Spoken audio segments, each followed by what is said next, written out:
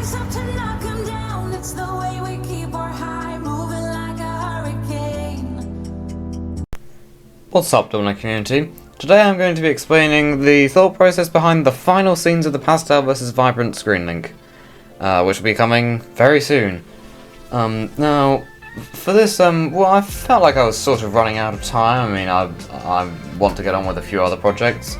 But what we have laid out here is the base for some half pyramids. And if you don't know what that means, it's basically where you have a wall that's shaped like a letter or number, and then by sloping it at the perfect angle and having a different colour on top, it looks like that from any angle. This is what I'm trying to do here with NBBE, aka Building Extraordinaire. And well, there's a lot of colours involved in this.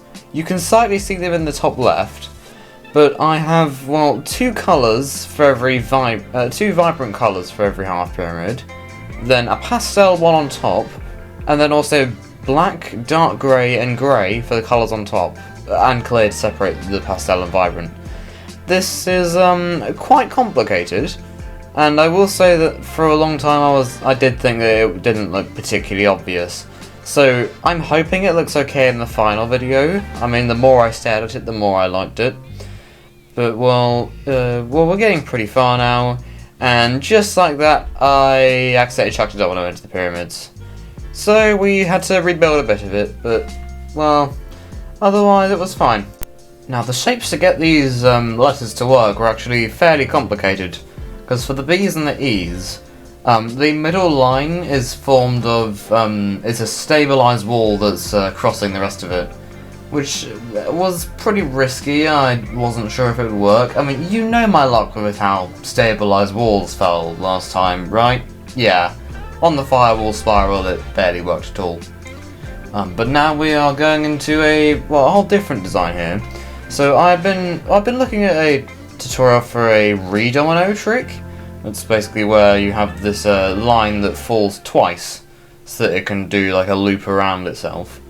But what I instead decided to do was go for a bull ramp. I've done this before in this scene on screen, from the Vibrant Screenlink.